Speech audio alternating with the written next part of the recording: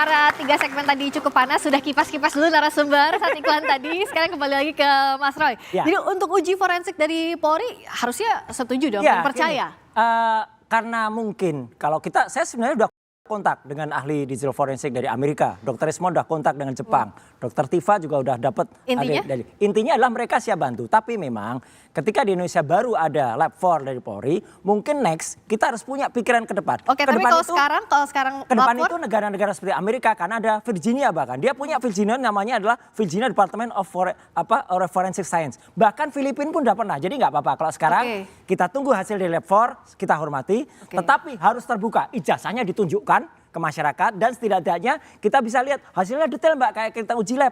SGOT, SGPT berapa, gula darah berapa, jangan hanya hasilnya itu satu kalimat saja, ini asli atau ini tidak asli. Kalau hasil itu detail rinci, insya Allah kita hormati, tapi kalau hasil itu tampak mengada-ada ya jangan begitulah gitu hasil uji forensik. Oke, kalau dari Mas Freddy harusnya tunjukin aja ijazahnya. Iya, jadi begini ya.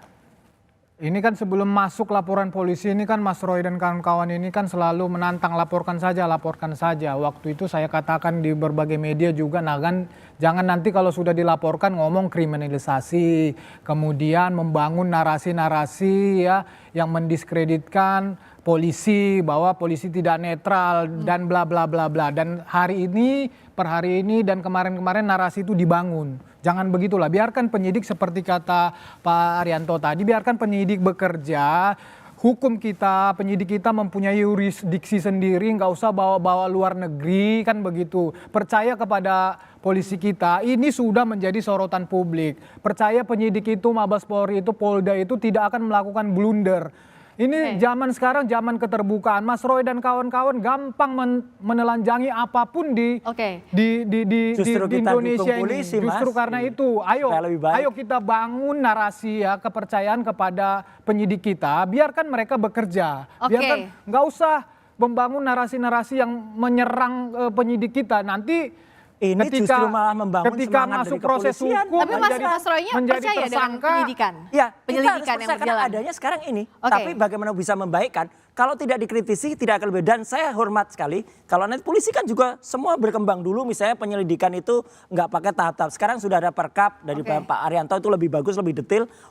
Itu kita dukung. Yang lebih baik kan kita harus pakai. Di Virginia, di Filipina aja sudah mulai independen. Soal ijazah ini Mas Roy akan punya data pembanding atau tidak? Ya, kita punya data pembanding. Tapi, apa itu pakai apa? Ya nanti kita lihat pada saatnya. Masih rahasia karena data pembandingnya. Oke, Pak Arianto, apakah bisa data pembanding tadi dilakukan dalam proses penyelidikan? Saya akan pesan-pesan saya ya. Gini. Tolong, ini kasus sekarang sudah kepada ranah pidana dan sudah on the right track. Percayakan kepada penyidik. Ya itu nanti akan dicek ya secara saintifik, kemudian pakai analog ataupun dicari apakah ijazah itu betul-betul asli apa tidak.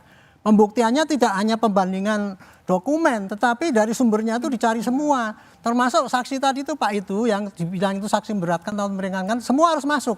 Nah, pesan saya pada polisi ya, tolong Pak polisi sekarang terbuka. Jangan model-model menutup keterangan. Kami sudah periksa 10 saksi, ini siapkan saksi. Ini bukan keterangan itu. Menurut saya sebutkan aja, kami sudah ngambil saksi A, ngomongnya dia begini. Saksi B ngomongnya begini. Semua dibuka aja di publik ya. Sehingga berkas yang dibikin oleh polisi itu betul-betul apa yang didapat di lapangan. Karena ya kecurangan penyidik itu kadang-kadang begini, suka-suka datanya banyak, tapi hanya dipilih-pilih yang dikirim ke jaksa. Makanya dalam kasus ini dituntut polisi yang jujur, penyidik yang jujur. Artinya apa? Semua alat bukti dikumpulkan, dimasukkan berkas, dikirim ke jaksa. Jaksa yang jujur juga, jangan sampai nanti buktinya dikurangi atau tuntutannya dimanipulasi. Dan terakhir hakimnya juga jujur. Jangan sampai hakim yang disuap seperti kemarin ketangkap itu.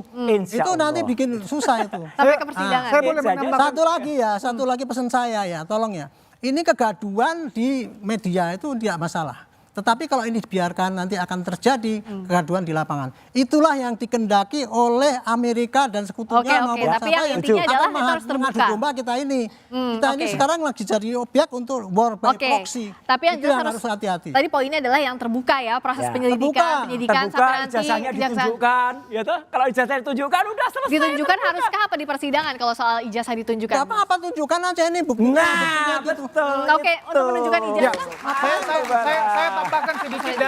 Saya tambahkan sedikit dari Pak Arianto. Setuju atau enggak? Nah, ketika mudah masuk ke proses persidangan, ya, jadi proses persidangan pidana itu pembuktiannya itu kebenaran material. Ya. Kebenaran material itu adalah hakim, termasuk para pihak di situ, jaksa, pembela segala macam akan membuktikan kebenaran material, akan menggali dari pihak manapun, dari pihak terdakwa, kalau nanti jadi terdakwa, baik dari pihak jaksa juga akan melakukan pembuktian yang terbuka. Yang misalnya dalam hal ini terdakwa merasa ada yang kurang, ada yang ditutupi, di situ semua akan bisa ditampilkan dan disaksikan oleh rakyat Indonesia. Bila perlu nanti ditayangkan. Kalau hakim tidak keberatan, nanti akan ditampilkan semua di dalam persidangan. Oke, jangankan sampai persidangan. Kemarin Ibu Mega aja udah mengatakan dari awal kalau itu ditunjukkan selesai. Hari ini hormat saya untuk PKB. PKB juga mendukung itu. Ayo parpol-parpol yang dukung ini. Oke.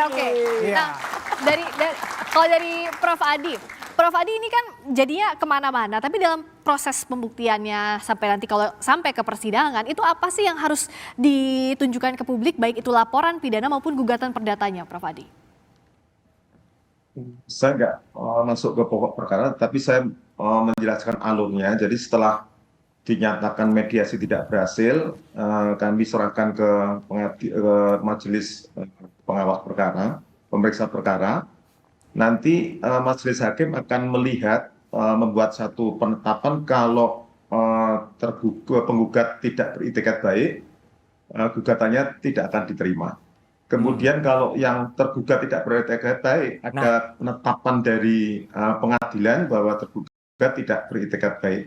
Kemudian hakim melakukan pemeriksaan perkara. Jadi perkara nanti bisa tidak diterima seperti katakan oleh tadi pembicara sebelumnya, bisa juga nanti diperiksa tapi dinyatakan ditolak atau diterima. Jadi ada 3 alternatif itu, Mbak Veska. Oke, kalau untuk pihak UGM kampus apakah masih perlu klarifikasi? Karena gugatan terhadap UGM juga kan masih akan 22 Mei di Pengadilan Negeri Sleman.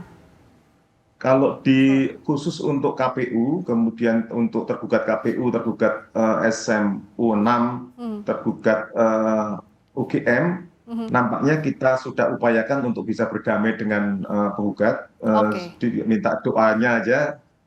Amin. Semoga nanti di pertemuan Rabu untuk 3 tergugat 2, 3 dan 4 bisa berdamai. Jadi ada yang di PN Solo, ada juga yang di PN Sleman, kalau itu rektor, dekan, hingga dosen dan sebagainya. Oke, jadi dari masing-masing, Mas Roy maupun Mas Freddy yakin punya bukti yang kuat sampai ke proses hukum terakhir, sampai ke persidangan? Yakin dong, dan seluruh rakyat Indonesia melihat ini dan kejujuran. Itu kata Pak Kasmujo, itu yang penting. Oke, tepuk tangan untuk Mas Roy, katanya yakin banget nih sampai ke persidangan. Kalau dari Mas Freddy, apa lagi yang harus ditakutkan? Apakah harusnya ya sudah ada bukti saja sampai ke persidangan? Ya. Yang harus ditakutkan, apakah harusnya ya sudah ada bukti saja sampai ke persidangan? Ya, tidak ada yang perlu ditakutkan. Pak Jokowi sama sekali tidak mengkhawatirkan masalah ijazah palsu ini, makanya dia buat laporan polisi karena dia memang punya ijazah palsu dan itulah bukti yang paling hakiki yang dipunyai Pak Jokowi. Dan perkara ini perkara sederhana pembuktiannya, ya kalau perkara bohongnya tadi nanti setelah dinyatakan asli itu maka otomatis yang sana bohong. Jadi sesederhana itu sebetulnya. Tapi ini dalam proses hukum, proses persidangan nanti masyarakat Indonesia akan menyaksikan dengan transparan. Baik, singkat saja Pak Arianto, bagaimana polisi juga harus menjawab tantangan ada suara-suara yang menganggap bahwa polisi tidak netral? Dia kerja cepat, terbuka, dan mengumumkan pada rakyat inilah yang sudah saya kerjakan. Dan kemudian menyampaikan kepada rakyat juga ini yang saya sampaikan pada jaksa. Dan jaksa juga terbuka juga, ini yang saya terima dari polisi, ini saya karang dan kemudian sampaikan pada hakim. Dan hakimnya sebelum bersidang dia sumpah bahwa dia juga tidak curang. Kerja cepat, objektif dan transparan. Terima kasih atas waktunya dan perspektif aktif dalam perdebatan hari ini. Mas Roy, terima kasih Mas Freddy, terima kasih Pak Arianto, terima kasih Prof. Adi. Ya. Dan demikian Dua Arah malam ini, saya Friska Clarissa pamit undur diri, sampai jumpa pekan depan. Terima kasih.